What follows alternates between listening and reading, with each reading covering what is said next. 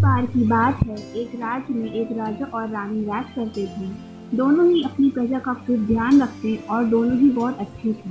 उनकी जिंदगी में बस एक ही कमी थी कि उनकी कोई संतान नहीं थी। एक बार रानी ने मन में इच्छा जताई कि उनकी एक बेटी हो, जो सबसे सुंदर और प्यारी हो।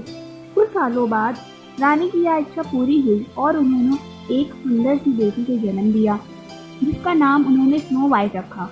पूरे राज्य में खुशियां ही खुशियां थीं, लेकिन यहाँ खुशी ज्यादा दिनों तक नहीं रह सकी। कुछ दिनों बाद जब राजा और रानी जंगल में घूमने गए, तो एक जादूगरनी ने मौका पाकर रानी को चिड़िया बना दिया और अपने पास पिंजरे में कैद कर लिया। रानी के अचानक गायब होने से राजा को लगा कि रानी की मौत हो गई। राजा बहुत दुखी हुए और उन्होंने स्नो वाइट की देखभाल और माँ के प्यार के लिए दोबारा शादी की। लेकिन जिससे उन्होंने शादी की, वो वही जादूगरनी थी जिसने रानी को चिड़िया बनाकर कैद कर लिया था। उस जादूगरनी ने रूप बदलकर राजा के साथ शादी की थी। उसकी चिड़िया को देख स्नो वाइट बहुत खुश हुई और उसने वो चिड़िया उससे मांग ली। इस बात से अनजान थी कि वो चिड़िया उसकी माँ है। स्नो वाइट उसे बहुत प्यार से अपने पास रखती। उस जादूगरनी को स्नो वाइट के रूप से बहुत जलन थी। वह चाहती थी कि पूरी दुनिया में सबसे खूबसूरत वही हो। उस जादूगरनी के पास एक जादुई आईना था, जिससे वह हर रोज पूछती कि सबसे सुंदर कौन। हर बार आईने का जवाब आता, रानी आप तो सुंदर हैं ही, लेकिन स्नो वाइट आपसे भी ज्यादा सुंदर है। यह सुनकर उसे बहुत गुस्सा आया। एक दिन उसने फैसला कर लिया कि वो स्नो वाइट को मार डालेगी। इसके लिए उसने एक मंत्री को बुलाया और उससे कहा, जाओ जाकर स्नो वाइट को मार डालो। मंत्री डर गया और स्नो वाइट को जंगल में ले गया, लेकिन उसे मार न सका। उसने स्नो वाइट को सारी बात बताई और उसे भाग जाने को कहा। स्नो वाइट दुखी हो गई और वहां से भाग गई। मंत्री ने वापस आकर झूठ बोल दिया कि उसने स्नो वाइट को मार दिया है। जादूगरनी रानी बहुत खुश हुई। उधर स्नो वाइट जंगल में भटक ही रही थी कि उसकी नजर एक छोटी सी झोपड़ी पर गई। वो उस झोपड़ी में चली गई। वहां उसने देखा कि बहुत छोटी छोटी 7 प्लेट लगी हैं। उसमें कई तरह के भोजन हैं। स्नो वाइट को भूख भी लगी थी, तो उसने हर प्लेट में से थोड़ा थोड़ा भोजन कर लिया। फिर उसकी नजर वहां लगे 7 बेड पर पड़ी। स्नो वाइट को नींद भी बहुत आ रही थी, तो वह आराम करने को सोचकर एक जगह लेट गई। लेटे लेटे उसे नींद आ गई और वो सो गई। तभी थोड़ी देर बाद वहाँ 7 बौने आए। उन्हें अंदाजा लग गया था कि वहाँ कोई आया है। जैसे ही उनकी नजर स्नो वाइट पर पड़ी, उसकी खूबसूरती देख बौने उसे देखते ही रह गए। तभी स्नो वाइट की नींद खुली और उसने डरते हुए बौनों को सारी बात बताई। बौने उसकी बात सुनकर चौंक गईं और उन्होंने कहा, स्नो वाइट अगर तुम हमारे लिए हमेशा अच्छा खाना बनाओगी और हमारे घर का ख्याल रखोगी, तो तुम हमारे साथ रह सकती हो। स्नो वाइट ने उसकी बात मान ली और सब खुशी खुशी रहने लगी। एक दिन उस जादूगरनी रानी ने फिर से अपनी जादुई आईने से पूछा कि सबसे सुंदर कौन। इस बार वो बहुत खुश थी कि स्नो वाइट के मरने के बाद आईना उसी का नाम हुआ, लेकिन अफसोस ऐसा कुछ नहीं हुआ।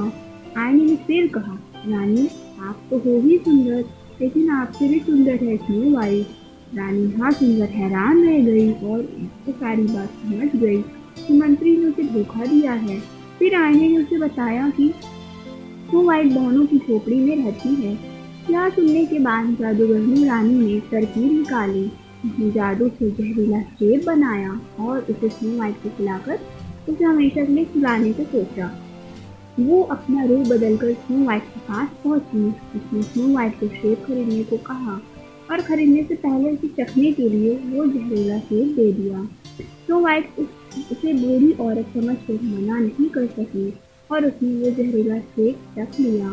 सेब चखते ही स्नो वाइट की तबीयत बिगड़ने लगी और उसी बीच वो जादूगरनी अपनी असली रूप में आ गई और स्नो वाइट के सामने हंसने लगी। स्नो वाइट अपनी सौतेली माँ को देखकर हैरान रह गई और गहरी नींद में चली गई। उसके कुछ देर बाद ही वहाँ बौने आए और स्नो वाइट को वहाँ पड़ा बेसुरी हो गए। उन्हें लगा स्नो वाइट उन्हें हमेशा के लिए छोड़कर चली गई। उन्होंने उसे दफनाने को सोचा, लेकिन उसका मन न माना और उन्होंने उसे एक शीशे के ताबूत में रख दिया। तभी वहाँ राजा के दोस्त का बेटा, जो एक राजकुमार था, वो आया। स्नो वाइट को देख वो चौंक गया और बहुत दुखी हुआ। उसने बौनों से स्नो वाइट के बारे में पूछा और दुखी होकर स्नो वाइट का ताबूत समेत अपने साथ ले जाने के बारे में पूछा। सारे बौने दुखी हो गए। उन्होंने ताबूत का शीशा खोला और राजकुमार ने स्नो वाइट पर प्यार जताते हुए उसके हाथ को चूमा। इतने में स्नो वाइट को होश आ गया। स्नो वाइट ने सबको अपने सामने देख सारी बात बताई। तो समझ गए कि जादूगरनी सौतेली माँ की वजह से ही ऐसा हुआ है। वो बौने जादूगर बनकर राजा के दरबार पहुंचे और उन्हें कहा कि उन्हें पता है कि रानी को खूबसूरत बनने का शौक है। वे उन्हें बहुत खूबसूरत बना सकते हैं, लेकिन उन्हें उनके साथ चलना होगा।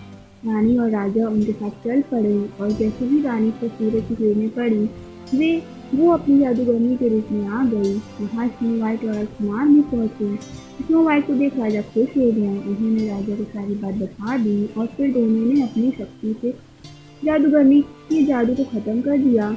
जादू खत्म होते ही चिड़िया बनी असली रानी अपने रूप में आ गई। राजा और स्नो वाइट रानी को देख के बहुत खुश हुई और जादूगरनी को बंदी बनाने का आदेश दे दिया। इसके बाद राजा रानी ने स्नो वाइट और राजकुमार के विवाह का आयोजन किया और बौने को तोहफे दिए। सभी खुशी खुशी रहने लगे। कहानी से हमें यहाँ सीख मिलती है कि बाहरी खूबसूरती से ज़्यादा अंदर की खूबसूरती ज़्यादा मायने रखती है।